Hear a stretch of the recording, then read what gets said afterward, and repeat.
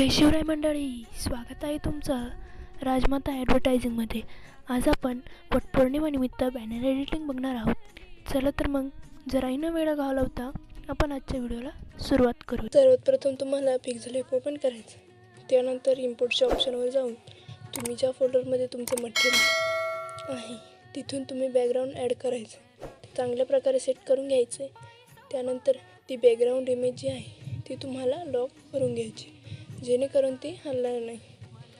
परत तुम्हाला इम्पोर्टच्या ऑप्शनवर जायचं आहे आणि वट पौर्णिमेनिमित्त मी जी कोरिओग्राफी करून दिली ती तुम्हाला इथे ॲड करायची। तीही इमेज तुम्हाला इथे लॉक करून घ्यायची आहे। तुम्हाला परत इम्पोर्टच्या ऑप्शनवर जायचं आहे आणि मी जे मटेरियलमध्ये कॅप्शन दिलेलं आहे ते तुम्हाला इथे ॲड करायचं आहे आणि तेही चांगल्या प्रकारे तुम्हाला इथे सेट करून घ्यायचं आहे व तीही इमेज तुम्हाला लॉक करून घ्यायची आहे।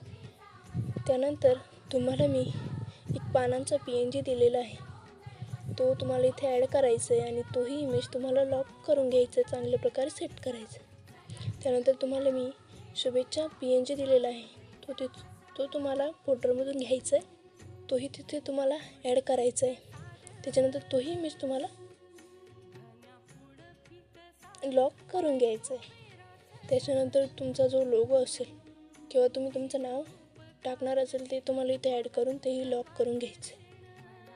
त्यानंतर 3 डॉटवर जाऊन तिथून इम्पोर्टच्या ऑप्शनवर जाऊन डायमेन्शनवर जाऊन अल्ट्रा करायचं आहे आणि तो इमेज जो आहे तो तुम्हाला एक्सपोर्ट PNGमध्ये एक्सपोर्ट करून घ्यायचा। तर मित्रांनो, खूप सोप्या पद्धतीने बॅनर एडिटिंग झालेली आहे।